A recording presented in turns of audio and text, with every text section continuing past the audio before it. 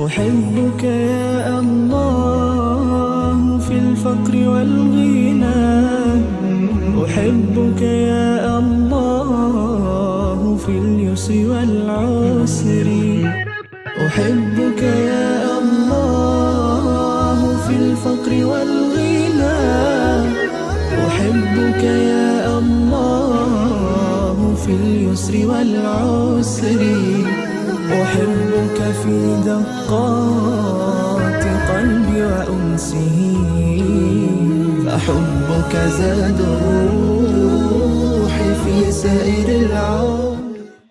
بسم الله الرحمن الرحيم. الحمد لله رب العالمين، والصلاة والسلام على أشرف الأنبياء والمرسلين سيدنا وصحبه أجمعين. قال المصنف رحمه الله تعالى: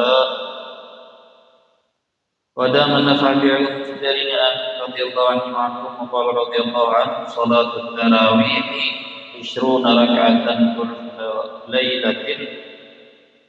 كل ليلة في رمضان، ويجب أن تكون مثنى، ووقتها من أداء صلاة العشاء إلى طلوع الفجر.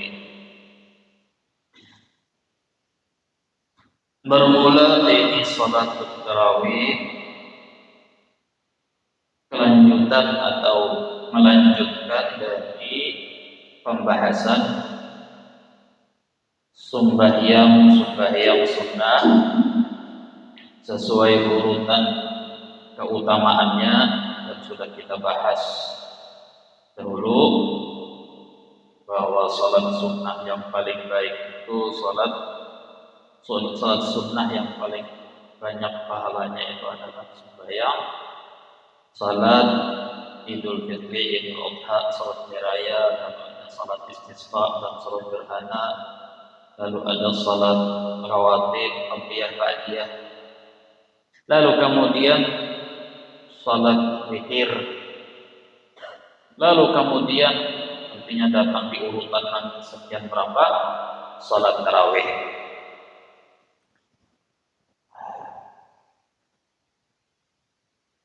Jadi salat tarawih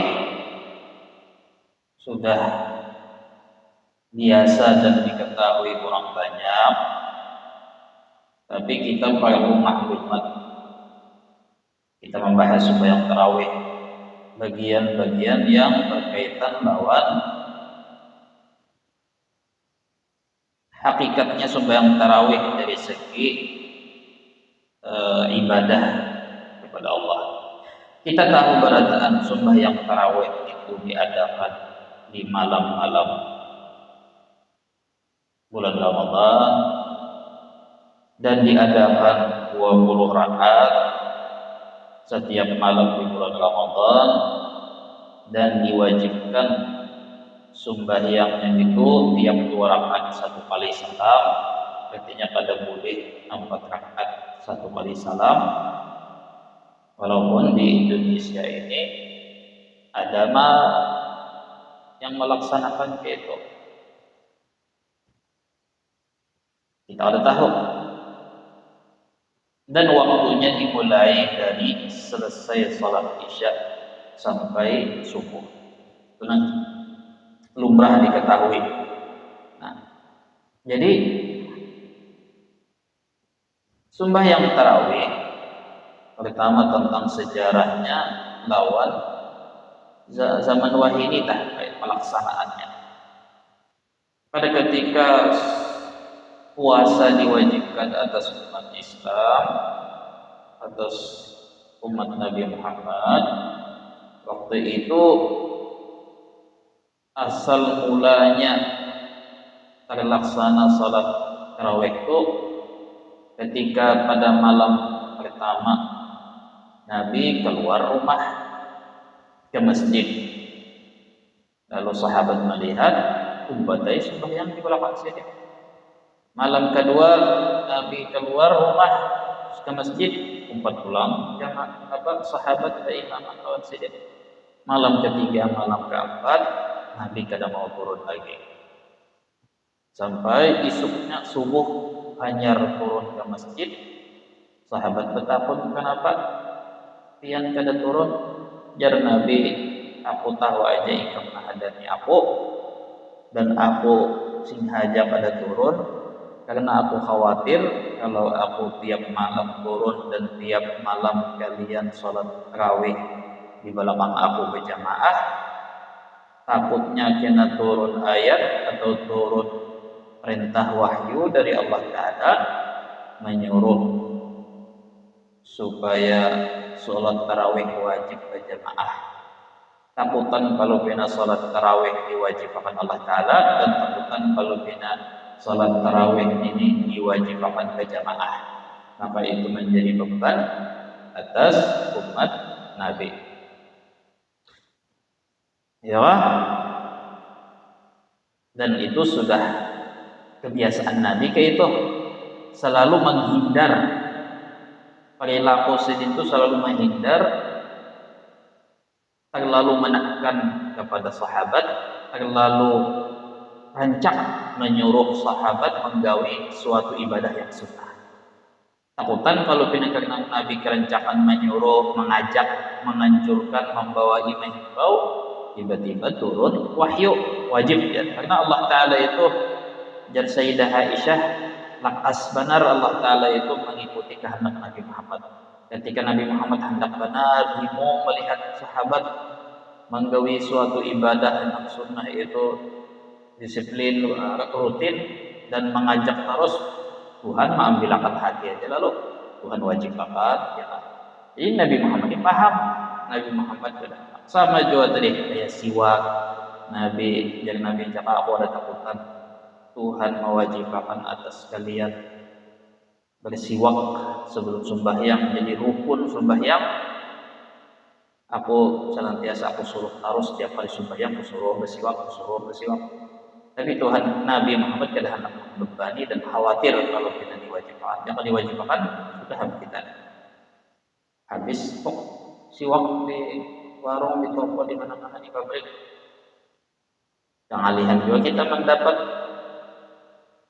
Nah, jadi akhirnya bilangannya berapa totalnya itu pada pernah kita tuakan di zaman Nabi, karena banyak perbedaan pendapat.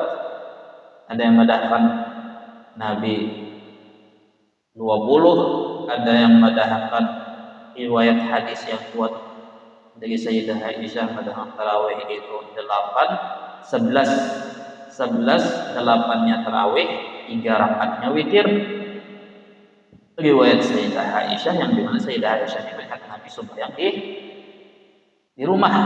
Nah itu, jadi akhirnya riwayat-riwayat ini ada mengatakan seini, ada mengatakan seini, bahkan ada pendapat sahabat lain mengatakan 36. Pada intinya itu sembahyang sunnah minimal 2 rakaat, maksimal yang kita sudah gawe kebanyakan ini 20.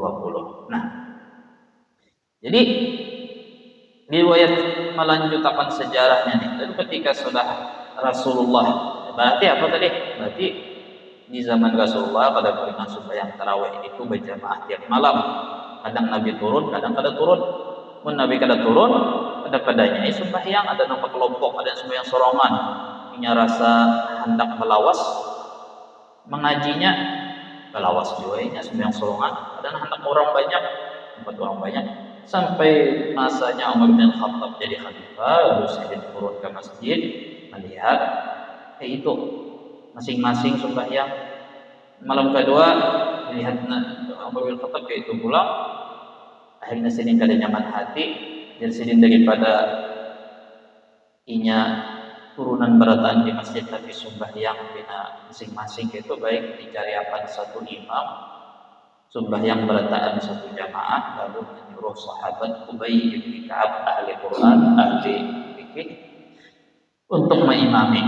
Lalu jadi sedih, ini sebaik-baik hal yang diperbaharui. Maksudnya apa yang diperbaharui? Cara apa? Bentuknya bukan hakikatnya. Hakikatnya tetap sembahyang tarawih, tapi bentuknya berjamaah. Di zaman Nabi kada ada kita berkumpulan baca maulid, baca pujian, salawat atas Nabi. Yang ada sahabat masing-masing pada baca Quran, ada yang baca salawat, ada yang memuji Nabi di luar masjid, ada yang memuji Nabi di dalam masjid. Digabung, dikumpulkan jadi satu tempat. Karena orang pina pengoler, orang ada keingat Nabi lawan Nabi Muhammad. Akhirnya ditradisikan berkumpul berimbai baca salawat, Quran, rawi, tahlil. Itu jadi kurang lebih kayak Umar bin Khattab juga bid'ah yang bagus. Nah, jadi artinya intinya riwayat akhirnya dari zaman Umar bin Khattab seterusnya tiap masjid. Nah, lalu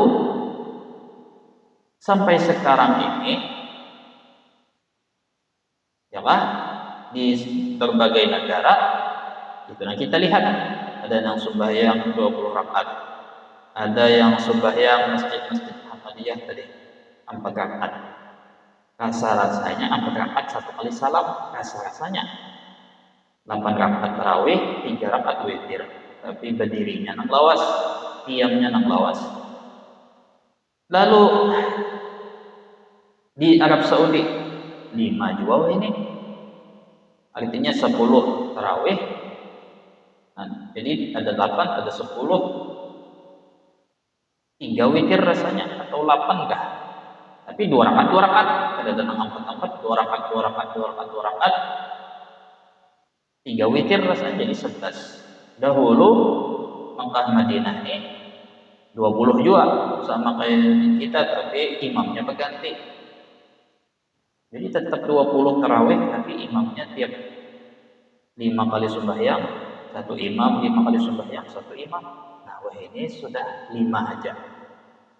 Dan di Mekah Madinah itu tiap kali bulan Ramadan itu sembahyang isyanya ditunda 1 jam dari biasanya. Memang bagusnya nih. Karena jauh bagusnya.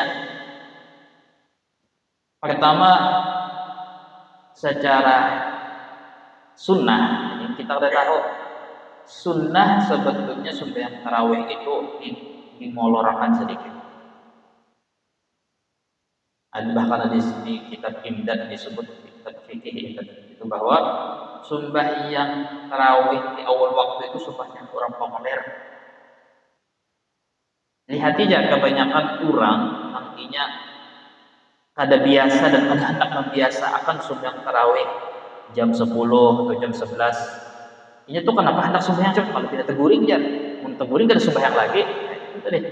Jadi di bawah alam sadar ini tuh memang ini belum kuat lagi sembahyang tarawih. Ini takutkan mun kada sembahyang langsung habis isya kada umpat orang banyak bisa kada sembahyang. Ya. Nah, jadi di wadah kita kan azan isya sama aja kayak waktu-waktu lain. Di Makkah wah ini hanya raja tahun berapa tahun sudah cuma 20 tahun lalu kan gitu. Tapi wah ini lihat sejam. Jadi pertama bagus secara agama nih dimolorakan sedikit. Jadi sunnahnya justru tarawih itu ketika lewat 1/4 malam. Maksudnya bahasa anggaplah jam 9. Itu sebetulnya.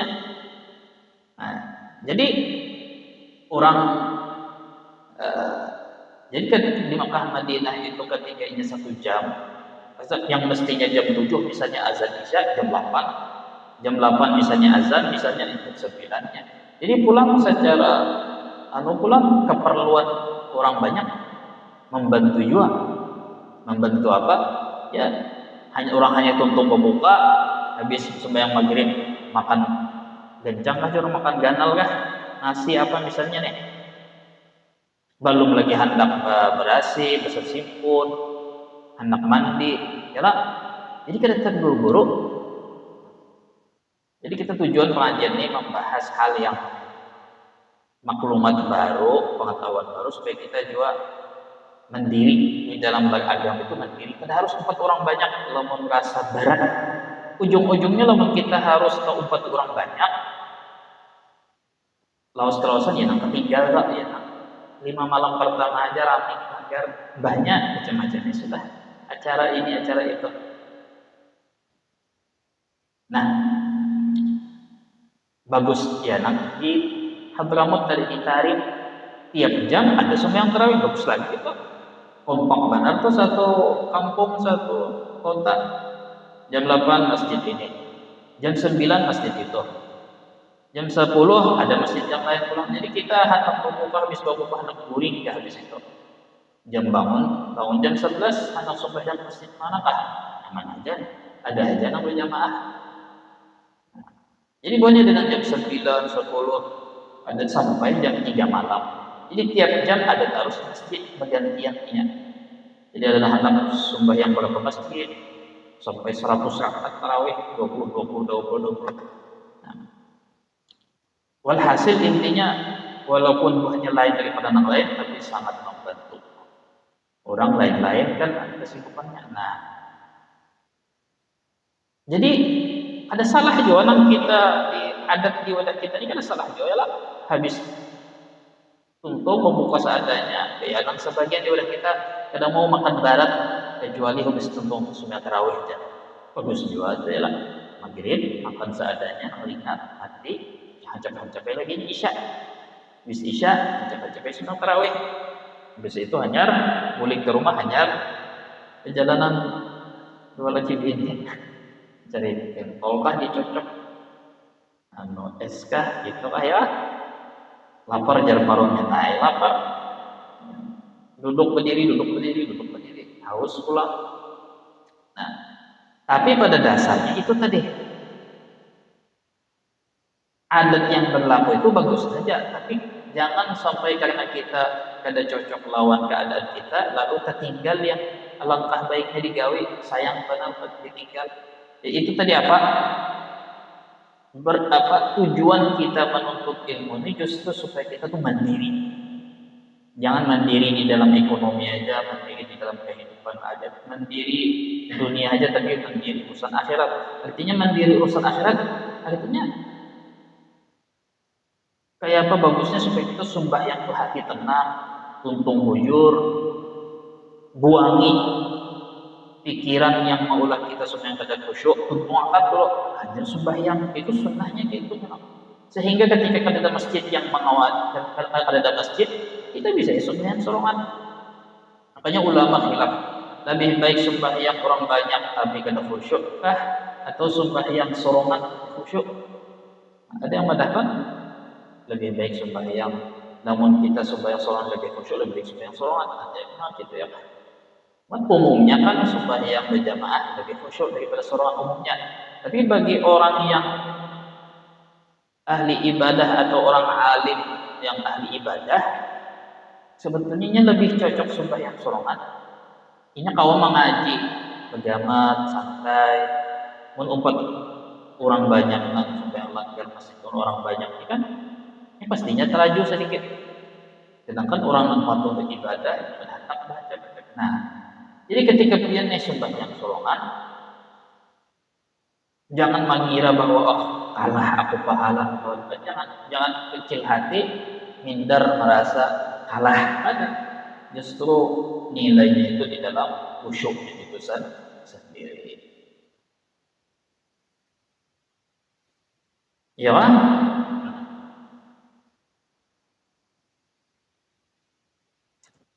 jadi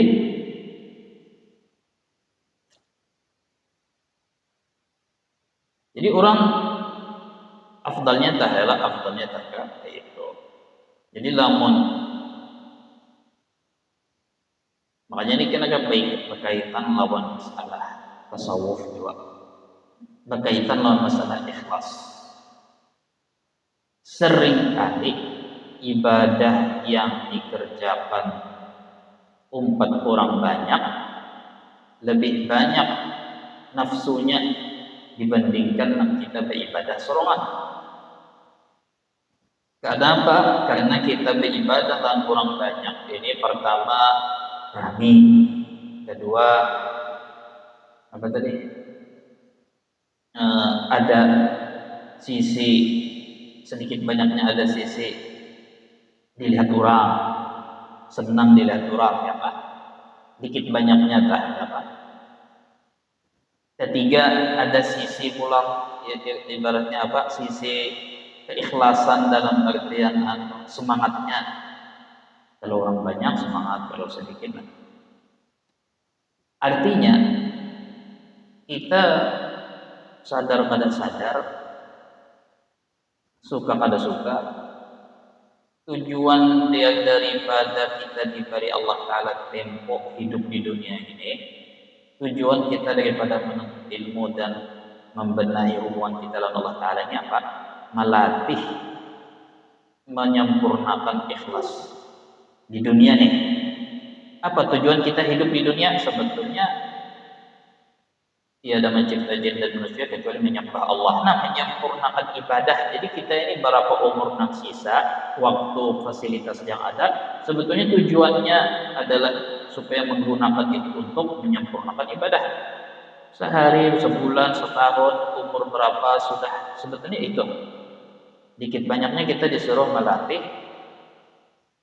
menyempurnakan ibadah, dan hal yang paling disempurnakan, yang paling penting disempurnakan di dalam ibadah sebelum masalah rukun, syarat, rukun fikihnya ikhlas kan. Jadi kayak apa supaya kita tadi kada tergantung dengan orang supaya silahkan supaya orang hendak menggawi apa silahkan, orang hendak kerami kayak apa silahkan, ya kan? Umpat orang banyak itu masih tingkat amatiran sebetulnya.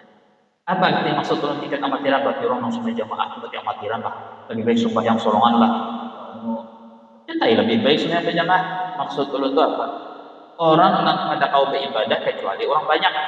Mun orang banyak ada menggawi, ini kada menggawi. Mun orang malam ini kada baca burdah, kada baca burdah lagi. Mun orang amatiran berarti di dalam ibadah ini masih amatiran. Kenapa? Karena ibadah yang sebenarnya itu kan karena Allah Ta'ala, kadang karena hati hendak menyembah Allah Ta'ala, bukan hati melihat rami kadanya, seru kadanya, ya Pak. Nah, jadi itu tadi sama halnya masalah haji, umrah, yang melihat orang umrah dan melihat haji kan nggak apa-apa. Konten-konten video orang di Mina, orang di Arafah, orang ya kan? Lalu muncul pemikiran kebanyakan orang awam, apa aja komentar buatnya, nyaman sugih di walah. Kayak apa pun hendak sugih kayak itu. Bah aku baik sugih aja sudah ada jadi apa hendak bikin suruh atau hendak sugih. Pada-padanya baca kita sugih kenapa? Karena mau pada sugih, kada ada visa haji, kada ada haji, ini la haji ila tasbih. Ini sudah itu semboyan orang Arab Saudi, sudah pemerintah keras sudah tanpa visa haji kada bawa haji, kada sah hajinya, maka perlu duit, menang modal berapa puluh juta aja, hadang 40 tahun, 35 tahun, 7 tahun, 6 tahun. Nah, maksud turun apa? Bagus saja orang hendak haji dengan jasadnya sampai menziarahi Nabi, bahwa berdiri di Arafah, di Jabal Rahmah, berdoa, bahwa sembahyang di Masjid Quba dengan pahalanya berlipat ganda dan lain-lain. Tapi ya tadi itu sisi fikihnya itu, sisi cita-cita manusiawinya itu sebagai muslim dan mukmin maka ada masalah gitu. Tapi dari sisi muamalah Allah Ta'ala, dari sisi ma'rifat kita kepada Allah Ta'ala, dari sisi ulang tasawuf supaya kita tenang hidup, ada perlu berlebihan, berangan-angan harus sugih. Maksudnya kayak ini. Nah, ini supaya menguji juga. Rasulullah yang memadahi sahabat yang ketika di medan perang. Rasulullah dan sahabat, masalaktum wadiyan illa akanu ma'akum fil ajr. Inna bil madinati aqwaman. Di kota Madinah ada beberapa orang yang tertinggal akan ikut medan perang. Setiap langkah kaki yang kalian langkahi wahai sahabat di medan perang, perjalanan perang, dan kalian mendapat pahala atas setiap langkah, setiap pertempuran, maka mereka tetapi mereka yang tertinggal di kota Madinah, mereka dapat pahala yang sama, padahal ini tinggal di kota Madinah. Kenapa jadinya dapat juga pahalanya purna sama kayak Nang Ikam dapat? Habasahumul uzur, mereka ditahan oleh uzur. Inya kadada duit, inya kadada tunggangan, kadada alat perang, inya ada uzur maharagu kulitan nang garing, nang kuha, inya wajib tinggal di Madinah, lalu inya sedih, inya nangis. Inya dapat pahala purna sama kayak Nang Ikam dapat. Padahal inya tinggal di kota Madinah. Artinya apa di situ? Di situ artinya nak menjadi nilai dapat pahala yang sama itu karena niat dan keinginan yang kuat. Buktinya ini keinginan kuat, ini sedih. Artinya secara zahir kita bagus bercita-cita dapat rezeki yang banyak, bawa umrah, haji. Tapi secara hakikat dan ma'rifat itu kita pada boleh ma'iktiraf ketentuan kehendak Tuhan atas diri kita jadi apa, sugih atau miskin, tulak atau pada tulak. Secara hakikatnya kita disuruh menerima dan gembira dengan ibadah kita. Artinya kini pian miskin atau pian nang fakir atau pian nang kada ada duitnya tulak haji kada wajib. Syukuri bahwa pian kepada wajib, justru nang pasiannya nang duit banyak tapi kada tulak, duit banyak tapi kada berkorban tiap tahun, padahal mampu. Padahal sunnah berkorban itu ada seumur hidup sekali, tiap tahun sekali. Misalnya nang kada sugih kada ada beban itu mestinya himung gembira. Sesimpel semudah itu sebetulnya mau kita bicara agama ini secara hakikatnya. Dan ketika kita berangan-angan, maksudnya berangan-angan kayak ini, untungnya bawa ziarah ke Madinah, untungnya bawa anak batis di Arafah, untungnya bawa ini itu bagus, dapat pahala dan bernilai pahala mulia pulang di mata Tuhan juga. Tapi maksudnya sampai kita pikir banyak maksudnya aku nak sugi ini sudah. Itu kelihatannya bujur, tapi kalau diperhatikan agak bahaya. Karena penjaga bahaya bisa mengulang-ulang akhirnya mau hendak sugih. Ya kah?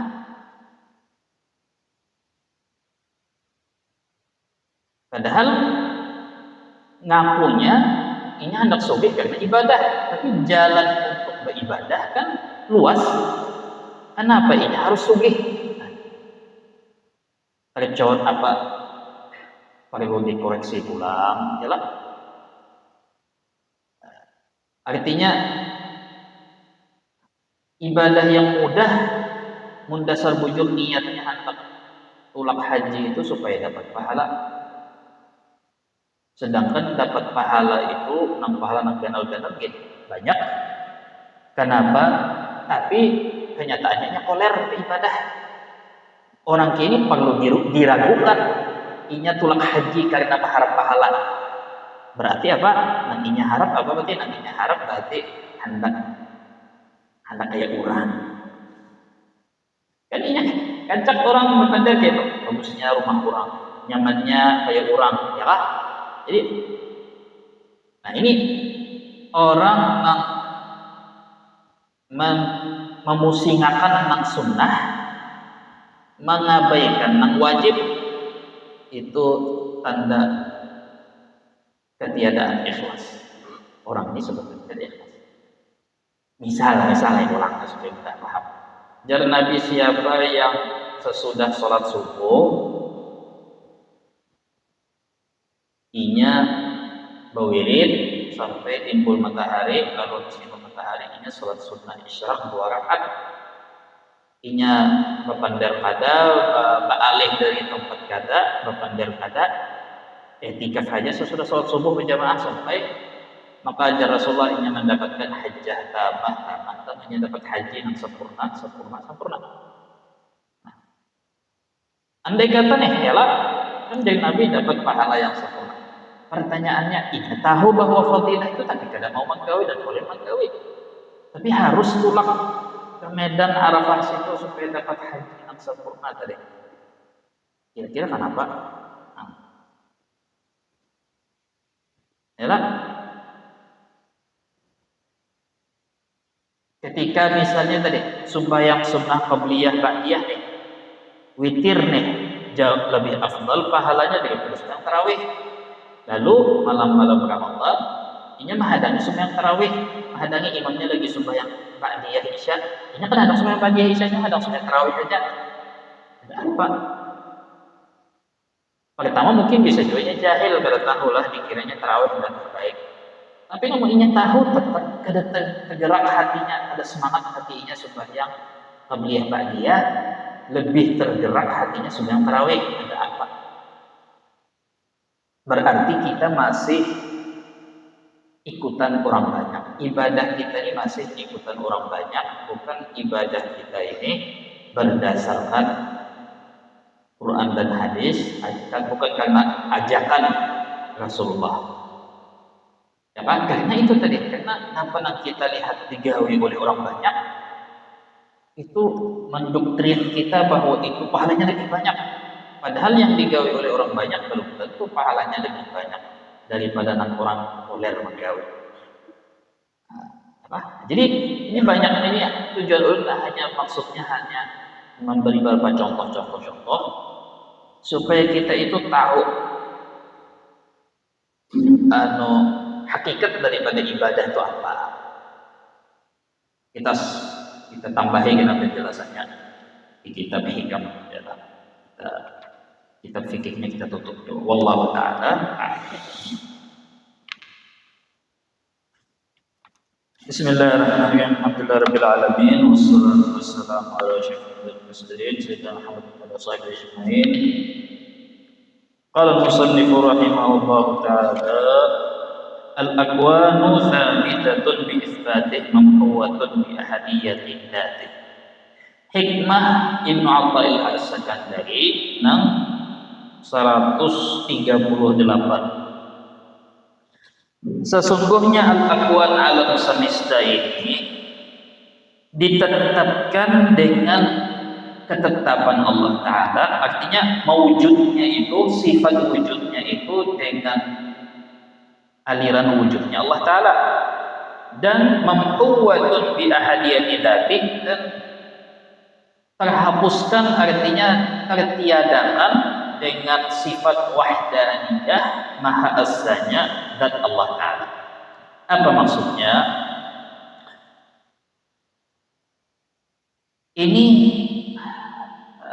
sambungan atau lanjutan tambahan penjelasan atas hikmah-hikmah sebelumnya yang pernah kita baca, bahwa alam hakikat daripada alam semesta ini, jadi Ibnu Athaillah Sakandari apa semalam? Hakikat daripada alam semesta ini, kalau kita lihat dengan zahirnya alam semesta ini bersifat mawujud. Tiap benda-benda yang di alam semesta ini zahirnya bersifat mawujud.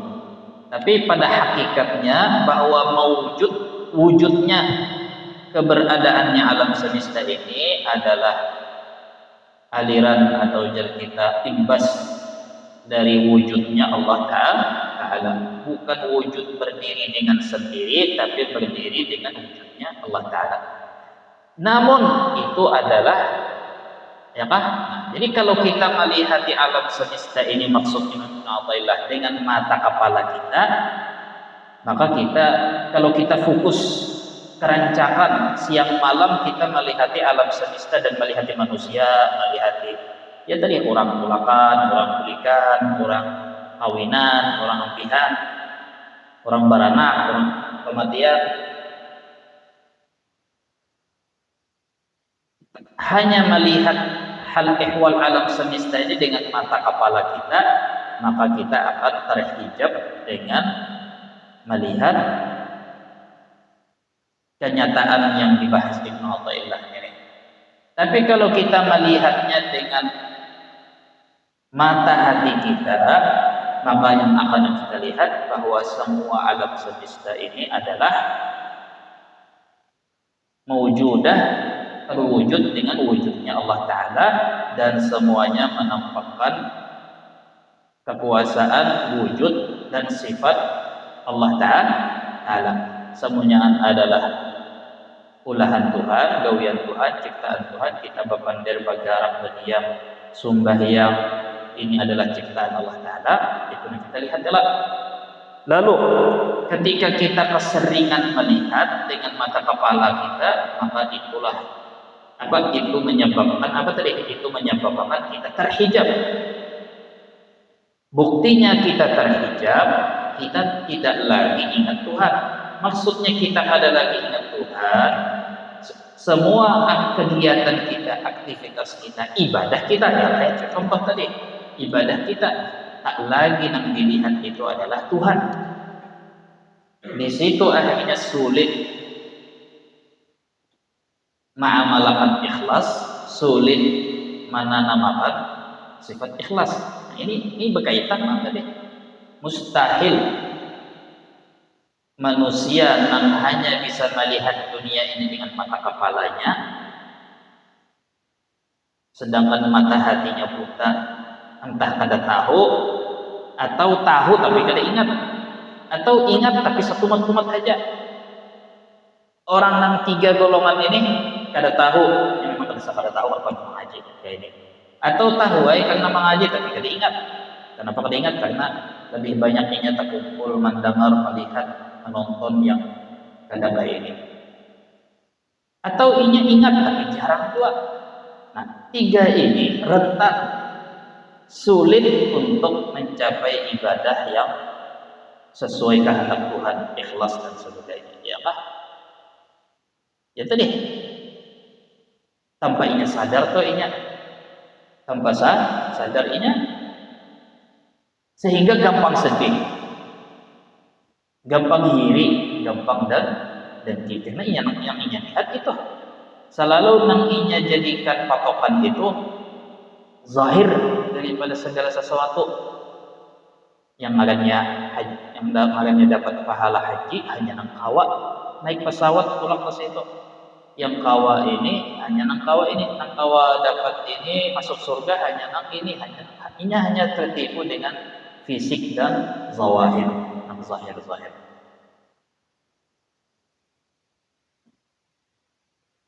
Jadi ini berkaitan, jadinya sulit untuk kada iri lawan orang, sulit kada dengki lawan orang, sulit kada tenang, sulit kada damai hidupnya, ya lah. Karena itu tadi, karenanya terbiasa melihat alam semesta ini dengan zahirnya, yaitu dengan mata kepalanya saja. Nah, jadi ketika orang melihat dengan mata hatinya, tambah pulang ada ilmunya bahwa ini dapat saja pahalanya, ini dapat saja fadilah keutamaannya, bahwa inya itu beda lagi jalannya, beda lagi amaliyahnya, sehingga inya itu tenang dan inya bisa mendapat tabungan pahala lebih banyak daripada zahirnya aja ibadah, ya kan? Kenapa? Karena inya melaksanakan tugas inya itu sesuai porsinya. Ikam fakir, ibadah ikam ganal juga. Kalau ikam paham apa nak ulah ganal, dan ikam tugul rida terima dengan makam itu. Pahala ikam ganal kalau sugih, kalau ikam tahu hak dan kewajiban harta dan tahu. Lalu akhirnya orang yang memandang dengan mata hati itu yang disebut di dalam Quran ba'akal. Ba'akal lawan pintar itu beda. Banyak kayak orang pintar mencari duit tapi kada ba'akal. Artinya apa kada ba'akal? Inya kada kawa menjaga, mensurtir diri mendapat yang halal atau menjaga diri daripada yang haram. Jadi orang pintar, orang yang misalnya kawa seminggu bolehan se-M, itu pintar mencari duit. Tapi kalau duitnya sumbernya kada jelas dari mana, itu makanya kada berakal. Akal itu diumpamakan dengan cahaya, bukan utak. Iwak gitu si utak. orang pintar itu kaitannya lawan otak. Jadi kita jangan bangga lamun kita dipuji orang awam bahwa kita itu pintar, pintar hafal Quran, pintar hafalan hadis banyak, pintar ranking 1, pintar dapat jabatan, pintar meraih suara, pintar mendapat duit. Jadi kita ketika tetamu orang arif billah, orang saleh, orang alim, orang aulia apalagi, kadang-kala kita membawa sifat pintar nih supaya membanggakan diri. Hati-hati datang kalau ada orang saleh, orang arif itu lalu datang, aku alhamdulillah lulusan kalau negeri, aku alhamdulillah lulusan ini, aku alhamdulillah wah ini berapa tahun sudah mau menjabat ini. Ditawakannya. Inya hanya kagum, orang-orang kayak itu hanya kagum lamun kita itu berakal. Dan inya kalau melihat aura kita itu orang berakal katanya. Ada usaha pandai gitu kelihatan. Ya kah? Nah, jadi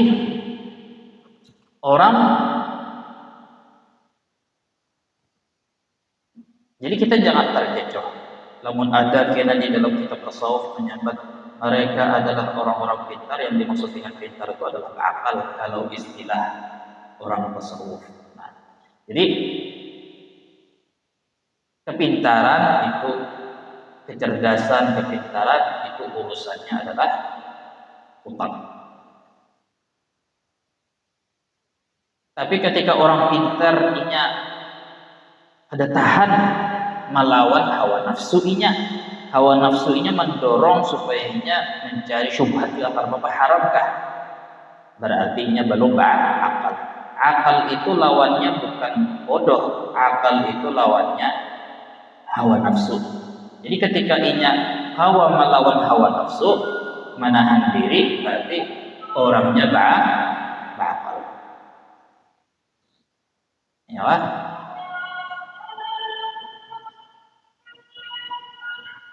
Nah,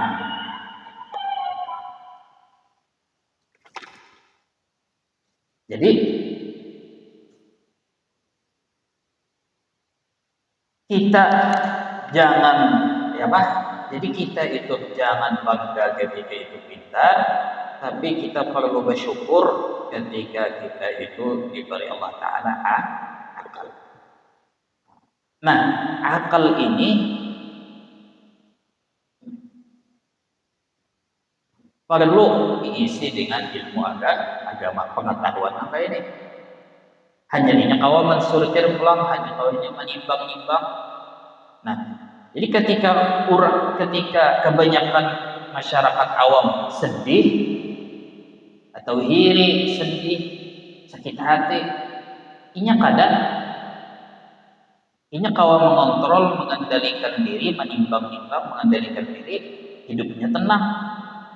Itu keuntungan, kesugihan orang berakal.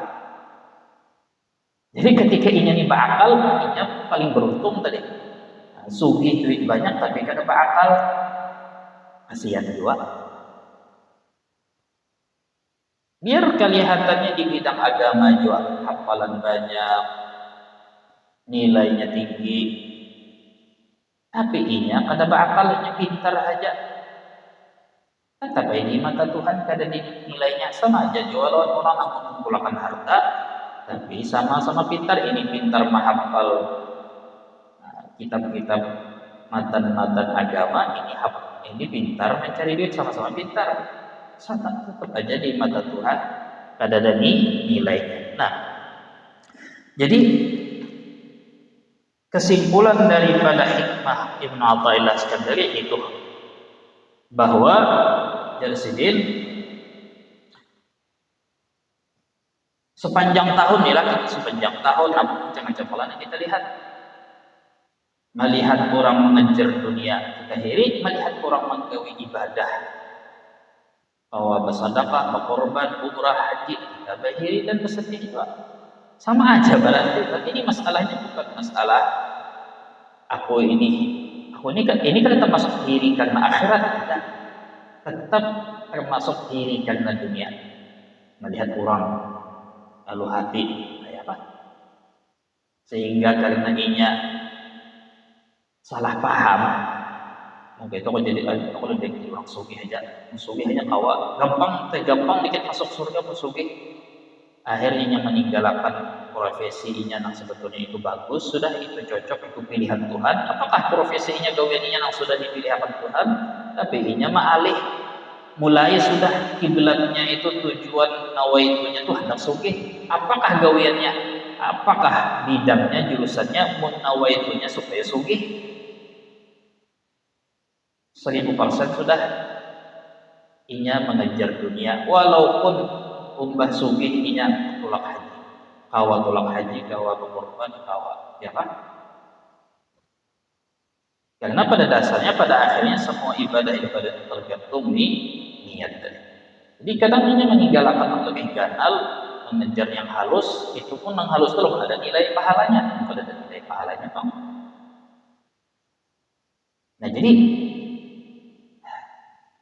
tujuan daripada kita mengkaji hikmah-hikmah Ibn Athaillah yang ini tadi, supaya kita ini meluruskan kompas, supaya kita dulu membujurakan. Kalau kompas ibadahnya sudah bujur, pemikirannya bujur, maka semua ibadah, semua aktivitas yang pian gawi berfaedah, berguna, bahkan membawa dampak ke urusan akhirat sebelum urusan dunia. Dan bonusnya pulang pian hidup di tenang, hidup di kadang-kadang pian kejar. Nyenang konsepnya sebutin aja, apa aja yang digawi kalau ada target yang harus dikejar, sakit tak, mau tak, puyuh tak, apakah sembahyang ialah sembahyang tarawih. Pian mengejar target hendak tuntung, hendak cepat tuh, untuk apa? Bertarget jalan, rasa uyuh mana? Rasa uyuh. Biar 10 rakaat aja hanya tapi sudah bertarget, hendak tuntung, hendak cepat tuntung, bertarget sudah, ya lah. Tapi kalau orang ada bertarget apa? Yang bertarget target aku sederhana, aku hendak beribadah Allah Taala. Biar 20 rakaat kada berasa, kecuali kalau ini sudah untung sembahyang biar perasaan. Makanya itu nanti kita lihat ya, ibadah-ibadah yang lain gitu juga. Kita lihat orang haji, ada orang pulang haji targetnya itu supaya dapat total haji viral di haji aja, hanya hari pertama sampai ngeluh sudah fasilitas ini, fasilitas itu, fasilitas itu, maka ini, balung sampai Arafah tak mentahun ngarat panas bujur di hati aja. Kenapa? Tapi kalau ini dasar jarang dan alih, melihat kurang ada pengalih dikitlah dibandingkan yang tadi. Dikit melihat kurang dan memang dasar hatinya, dasar hendak baelang Allah Ta'ala yang artinya ya tadi jadi kita kada masalah mengurang dasar hendak benar manusiawi, dan itu bagus-bagus saja mengurang dasar hendak benar, dasar niatnya karena hendak mencium tangan kanan Tuhan, ibaratnya hendak berdiri di tempat yang mulia, bisa juga tak salah.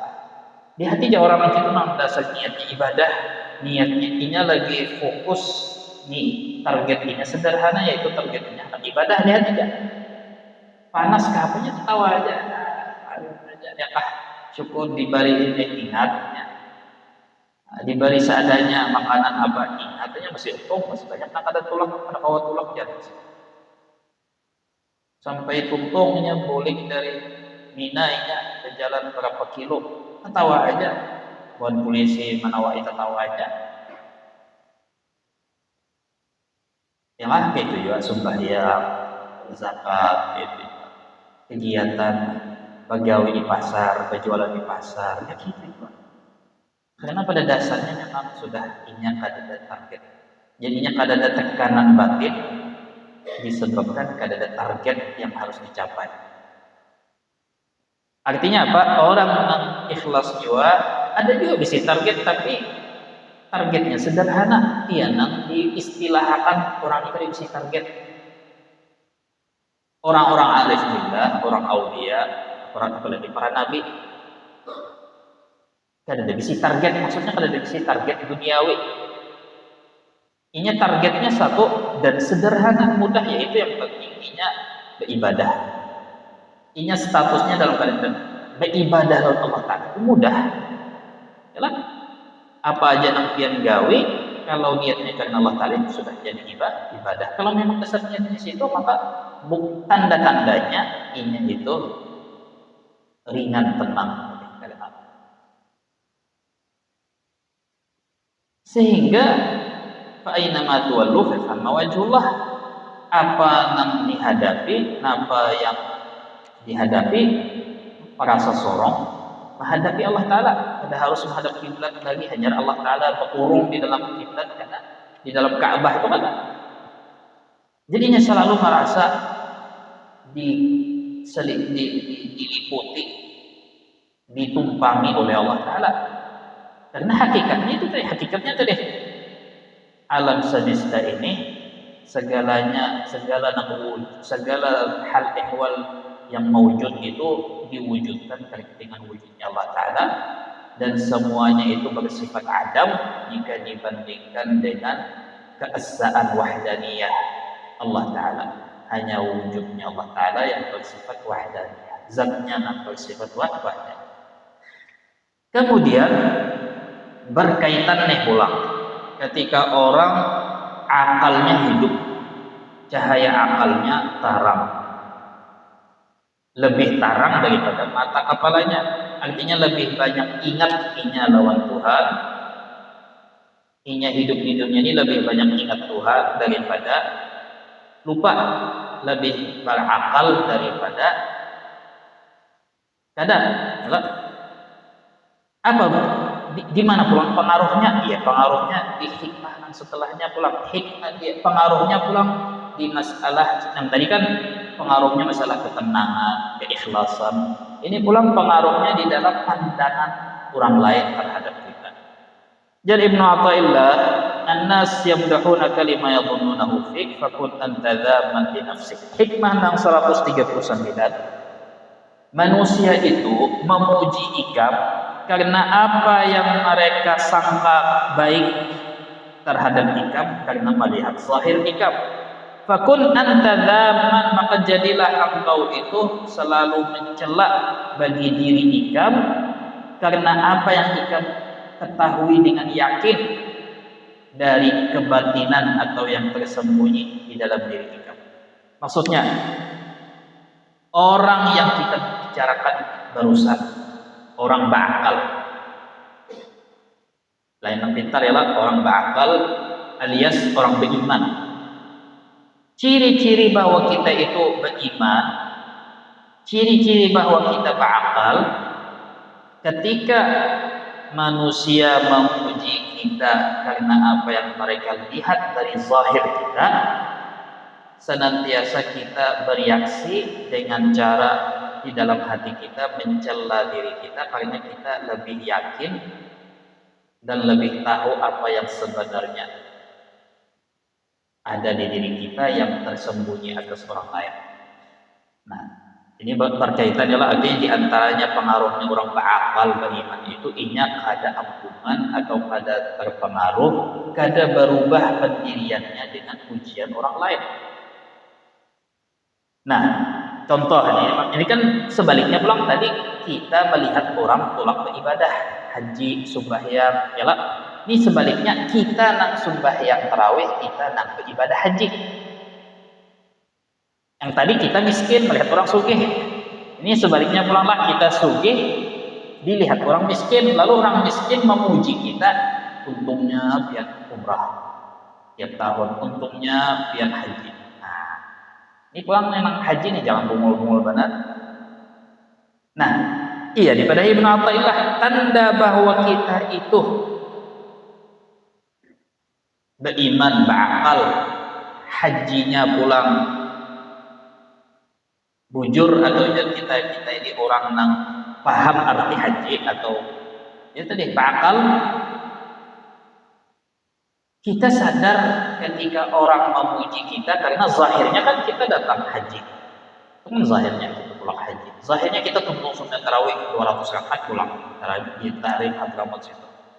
Orang memuji zahirnya. Nah, jadi kalau dirinciakan gini, orang melihat kita sembahyang, haji, puasa, tapi inya kadang melihat ujub di hati kita, nafsu di hati kita dan ketidakikhlasan kita. Orang melihat kita sembahyang pulang haji, lalu jalur orang memadahi kita haji mabrur itu dari Rasulullah kalau ada pahala balasan itu di surga. Orang minta doa lawan kita, berdoa biar orang mencium tangan batis, membasuh batis kita, mencium kepala kita. Karena ini melihat zahir kita pulang haji, tapi ini kadang melihat kita ini jadi sembahyang pulang haji puasa karena hendak apa? Hendak surga misalnya. Sedangkan orang beribadah hendak masuk semata-mata hendak masuk surga aja, berarti orang itu masih dikirakan diri sendiri, hendak menyelamatkan diri sendiri, hendak menyamani diri sendiri di dalam surga. Berartinya beribadah bukan karena Allah, tapi karena menyelamatkan diri sendiri. Walaupun jadi kita sama beribadah karena surga kada masalah. Anggaplah hal yang lain nantinya kada tahu ujub kita di hati apa, ketidakikhlasan kita apa. Orang kada melihat, orang melihat hajinya kita aja. Atau orang memuji kita karena kita itu menempati posisi penting di dalam keagamaan, panitia, maulid, tuan guru, penuntut ilmu lah, ulama lah, tokoh agama lah. Orang menghormati, memuji kita karena melihat zahir daripada jabatan, gawian, profesi kita. Tapi nya kadang melihat di hati kita apa yang tersembunyi daripada ujub atau daripada merasa lebih bersih, mulia dari orang lain. Orang melihat kita itu istiqamah menggawi kebaikan, kada kelihatan, kada suah, menggawi zina, khamar, alhamdulillah misalnya. Orang melihat zahir kita apa itu. Tapi orang kada melihat gawian kita hari-hari, misalnya mata lihat di apakah di HP, di pasar melihat apakah, lalu karena kerencakan lalu menganggap itu biasa aja. Nah ini pulang penyakit kita nih orang. Seringkali kita ini lamun orang banyak menggawi, walaupun itu aslinya haram, tapi karena kebanyakan orang menggawi, lawas-kalawasan kita menganggap itu biasa. Lalu karena menganggap itu biasa, menganggap maklum, karena menganggap maklum lalu menganggap itu boleh. Jadi seringkali kita tanpa sadar itu menghalalkan sesuatu yang haram, kita orang banyak menggawi. Misalnya di adat kita di kampung kita orang biasanya sudah melihat binian bersalaman tanpa ada hajat, tanpa ada uzur syar'i, kata ada fikih nama pulihakan, pokoknya gitu-gitu aja. Melihat orang misalnya jeduk-jeduk, melihat pesta, joget, apa hiburan, hibur hati ya Rasulullah, hibur hati kalau ada kena picak mata, hadis pulang di bawah-bawahnya. Lalu karena melihat sidin aja biasa kan Tuhannya saya sini akan menghibur hati kalau salahnya, yang berjoget yang kesahnya ini kan jampen lain.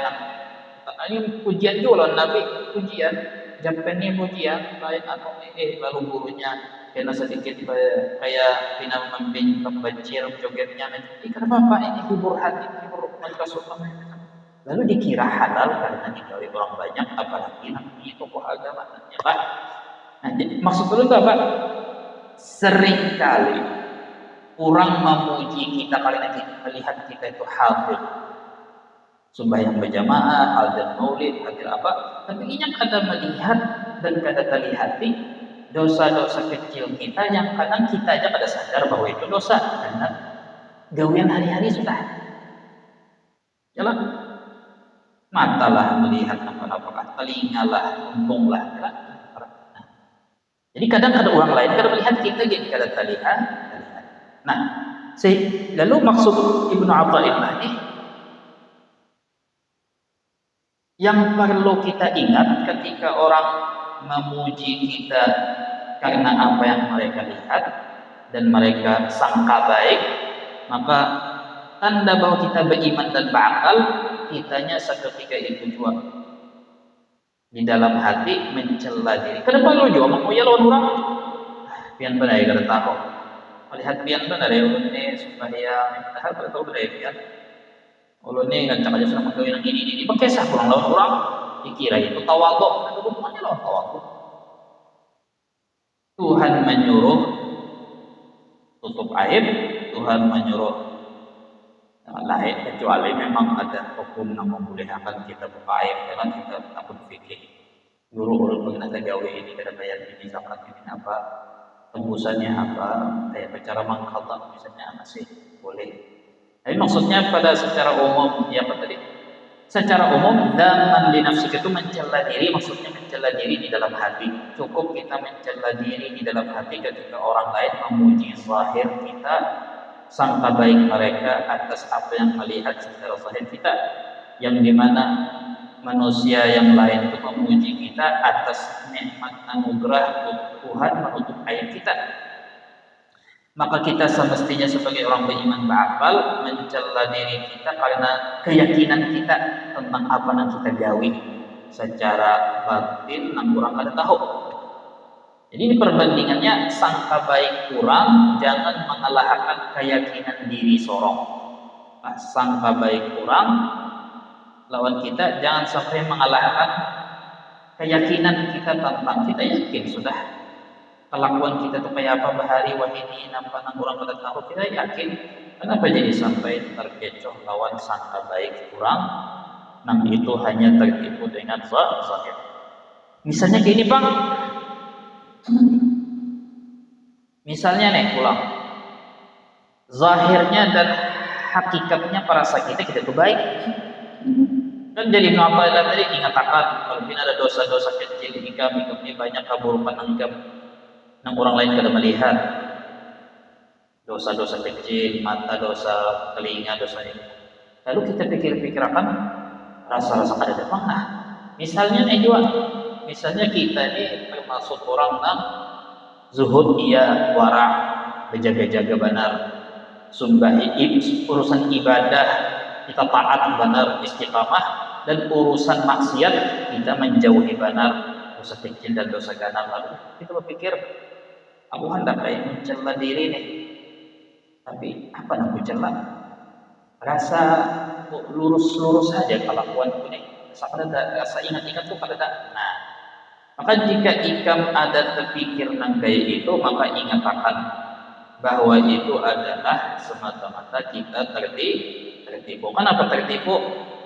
Karena pertama Rasulullah menyambat kullu bani Adam khata, tiap manusia itu pelaku kesalahan dan sebaik-baik pelaku kesalahan itu mereka yang bertaubat.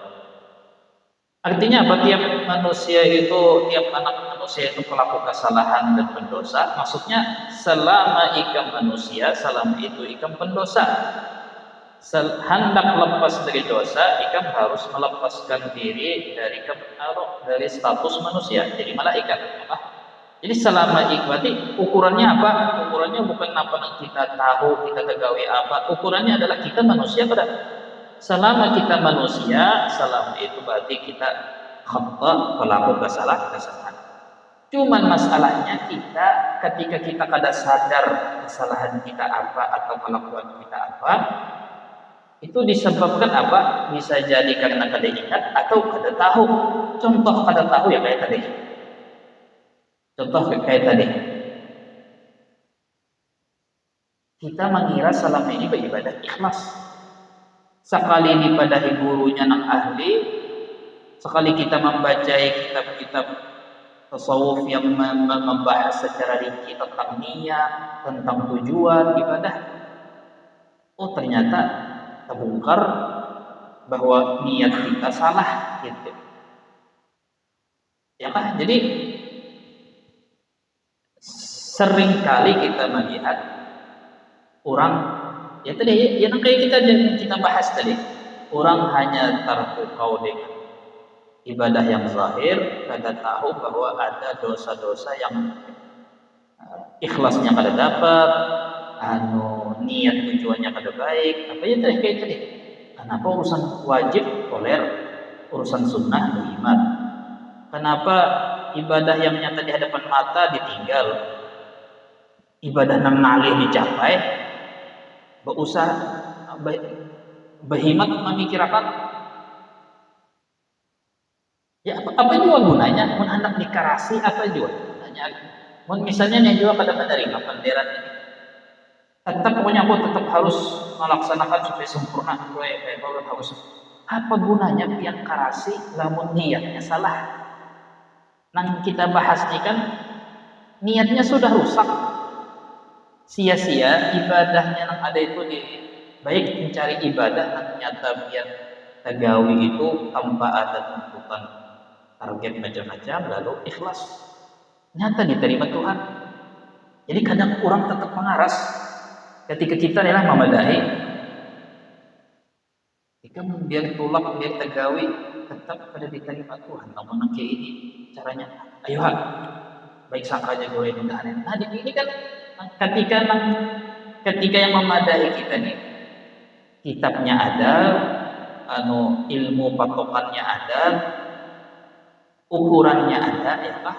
Tetap mengaras kita ini kadang mendengar nasihat orang karena memang nafsu itu harus ada nafsu. Jadi ya tadi banyak contoh ulama-ulama tasawuf yang luar biasa kayak Imam Ghazali, karangannya itu mengupas bujur bahwa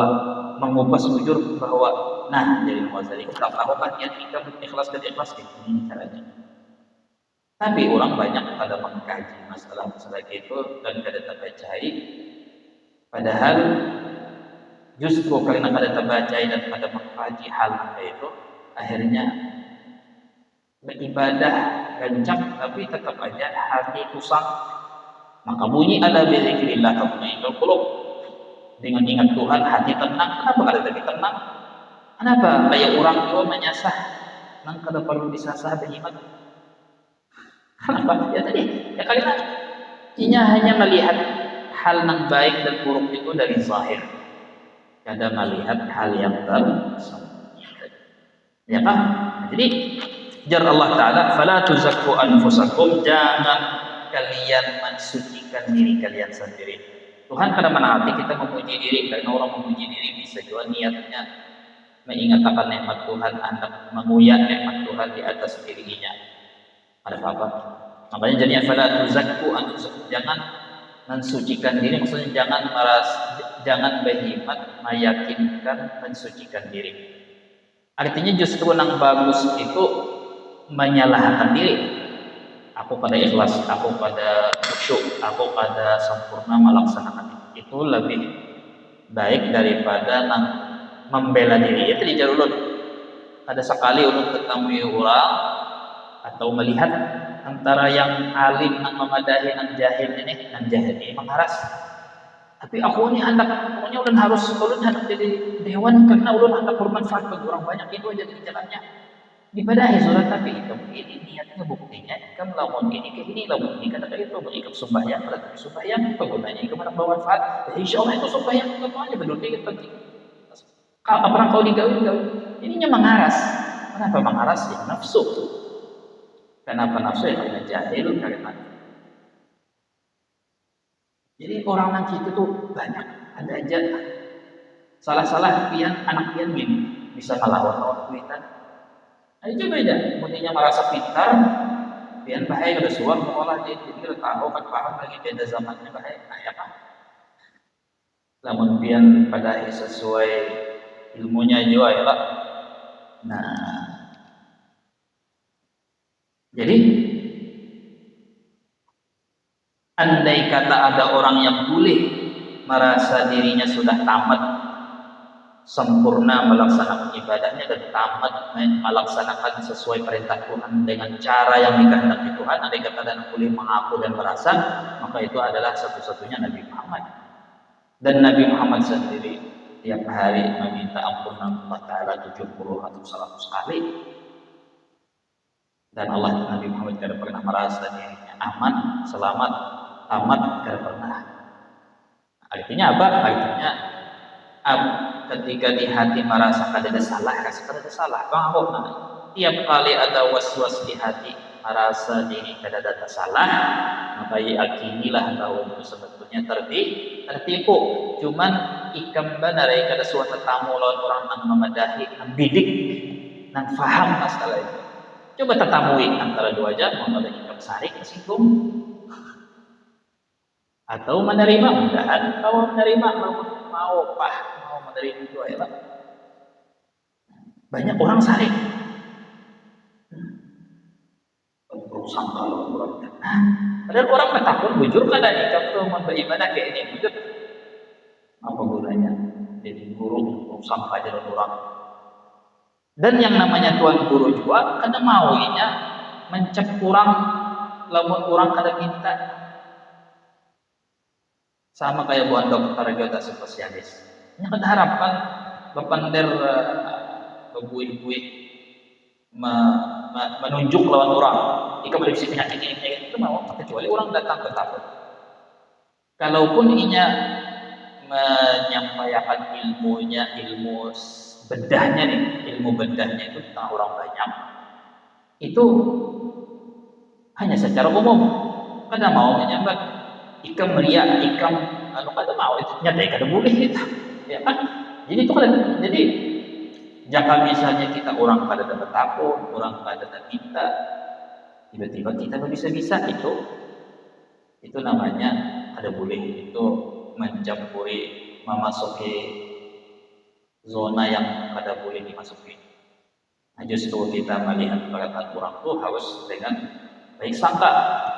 Nah, tapi membahas kayak ini mendetailkan tanpa menunjuk, tanpa maksud menyinggung siapa-siapa, tapi adalah secara umum aja, apa tidak. Nah, cuman intinya ilmu bedah itu kita perlu mengaji atau mempelajari ilmu bedah awak aja dah penting benar, apalagi ilmu bedah masalah hati, masalah akhirat. Ilmu bedah masalah dunianya kita penting, masalah kesehatan pentingnya lah.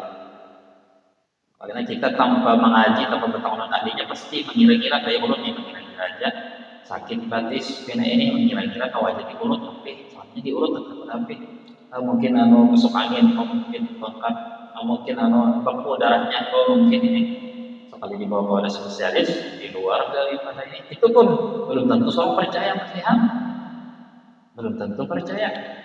Kenapa? Karena kita kada tahu di ilmu orang, sekali bertakun nilai dulu sekali sama berarti ilmunya bujur. Cuman karena kita merasa bisa, padahal seorang pada pernah sekolah di ilmu kedokteran kesehatan misalnya, ya kada. Ya, buktinya banyak orang pasien-pasien ini kada mau, ada bertahannya, disuruh dokternya datang pulang kontrol, datang pulang obat, yang mau obat kada ambil juga. Itu contoh ketika kita ini memang hendak semuanya instan, dan kita ini kada tahu bahwa ilmu itu kada semudah kita kira. Asal melihat di YouTube, oh itu mah ya sudah, melihat di internet, oh itu mah sudah. Padahal ilmu orang itu ada landasan yang panjang, perjalanan yang panjang. Nah itu tadi. Mudah-mudahan Allah Ta'ala menganugerahi kita cahaya akal yang senantiasa terang benderang menerangi kehidupan kita, perilaku kita, ibadah kita. Mudah-mudahan semoga Allah Ta'ala membimbing kita agar senantiasa ingat Tuhan di dalam setiap keadaan, setiap gawian, setiap perilaku, terutama ketika kita menghadapi ujian, musibah, cobaan, godaan ini, agar senantiasa Allah Ta'ala juga dengan wasilah sebab akal, cahaya akal ini kita juga dianugerahi akhirnya hati yang tenang, ya kah, hati yang ikhlas, hati yang menerima, hati yang rida dan syukur, sehingga itu menjadi pegangan hidup kita untuk mendapat ridha Allah Ta'ala dan mendapat husnul khatimah. Dengan niat itu kita harus menjadi Al-Fatihah. غير المغضوب عليهم ولا الضالين. بسم الله الرحمن الرحيم رب العالمين صحيح اجمعين. اللهم انفعنا بما علمتنا زدنا علما وارزقنا ما نسينا وجعلنا جهلنا.